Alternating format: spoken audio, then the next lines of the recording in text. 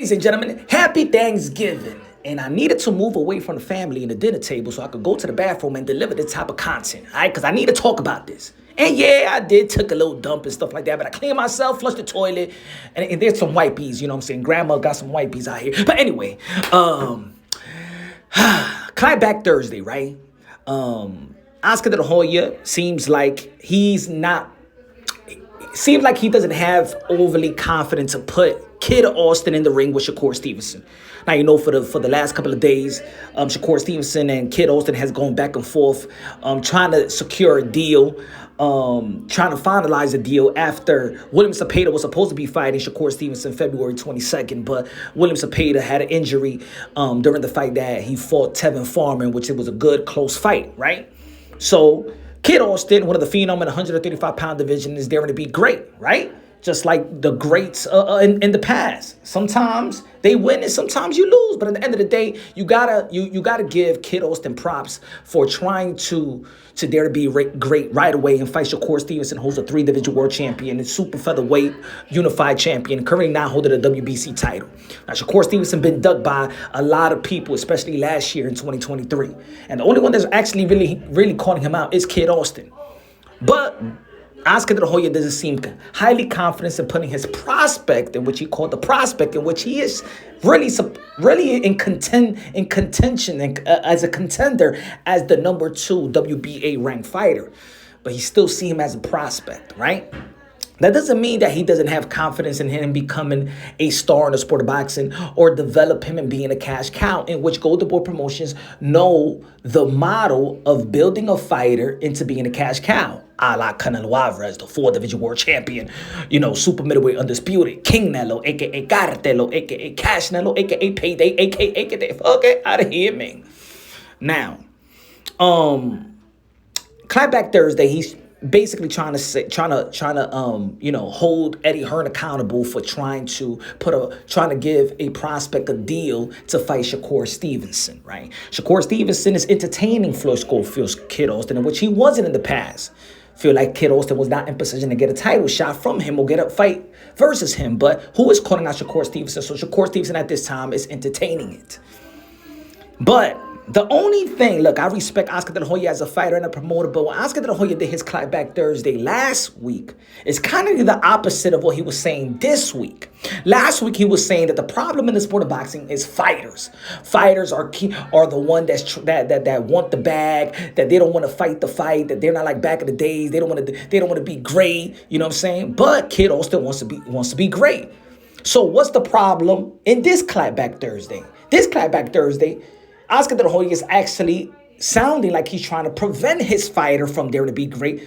But last week's Back Thursday, he's blaming fighters because they don't want to dare to be great or fight the fight. So I'm kind of confused by Oscar de la Hoya in this sense. Oscar de la Hoya is one of the fighters that also was given the opportunity for him to dare to be great, right? Or fight great fighters, right? Early in his career. You know what I'm saying? He fought Hector Camacho. He fought Pernell Whitaker. He fought Julio Cesar Chavez, right? He got the opportunity. And sometime in the sport of boxing, it's all about opportunity. Opportunity. Whether you seize the moment or you not. But Kid Austin is in position at 22-year-old to seize the moment. Let's not forget, in the history of a 22-year-old that we know him very, very well, in Cassius Clay and Muhammad Ali, a lot of people didn't feel like he was ready for Sonny Liston. Because before that fight, he got dropped. Even though that Sonny Liston, that Muhammad Ali, Cassius Clay did end the fight in a knockout before the Sonny Liston, but he looked vulnerable. Let's not forget that Kid Austin got dropped in his last fight. A lot of people saying that he looked vulnerable, but he won every round. So why is Oscar de la Hoya contradicting himself from last week to this week, right? Maybe he need a Back Thursday on himself. You know what I'm saying? But should Kid Austin trust the process of Golden Boy Promotions? Should he trust the model? Because the last person that didn't trust the model, Ryan Garcia, leading up to the Gervonta Tank Davis fight, he failed. Oscar de la Hoya, Bernard Hopkins, Golden Boy Promotion didn't want him to negotiate that deal, that stipulation deal with Gervonta Tank Davis. And he, took a knee. A lot of people felt like he quit. He wasn't prepared for that type of fight at that type of stipulations. Well, he went against the grain. Even though that he dared to be great, and that was the most lucrative fight in 2023, he still lost. But who cares?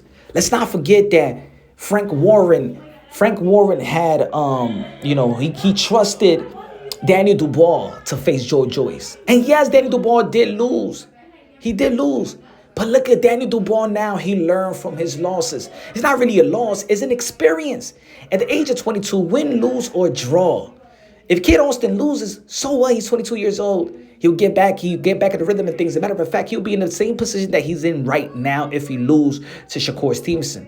But also, everything is not about winning and losing, but it's how you win it or how you lose. Or you know what I'm saying? Let's say if he lose. Let's just say that, because of course his team is not going to manifest them losing, right? And I believe that he got a good chance. I believe it's going to be a good fight because stylistically, the fight is good in my opinion.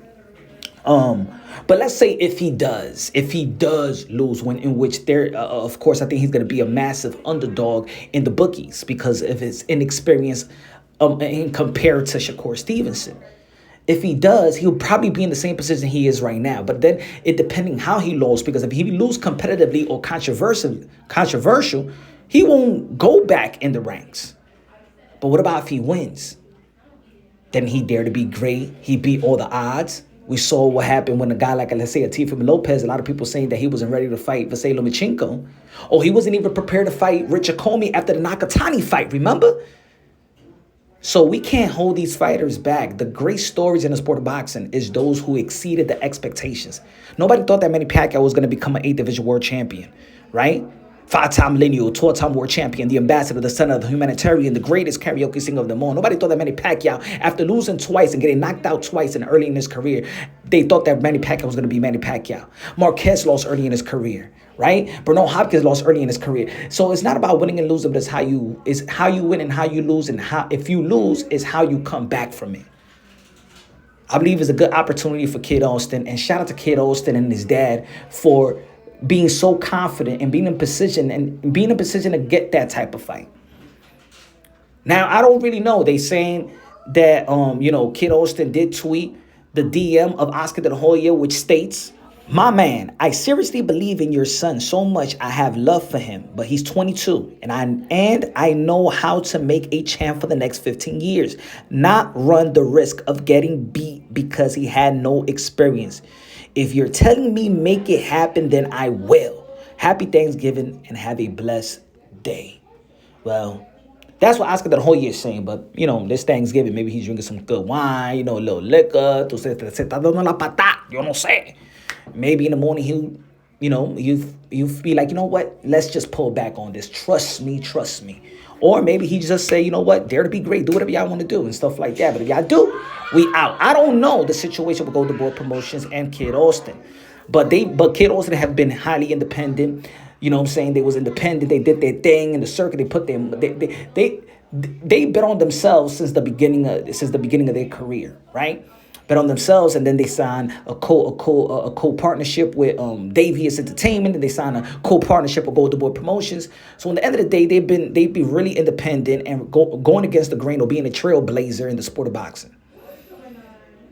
But the question is, should he trust the process that actually do work? Because Oscar De La Hoya, no, he is the master of being a cash cow and building a cash cow. I do believe that Kid Austin got a lot of time. I do believe that, but I also believe that Kid Austin is ready as well. Yeah, at the end of the day, this is a business. Let me know what y'all think, man.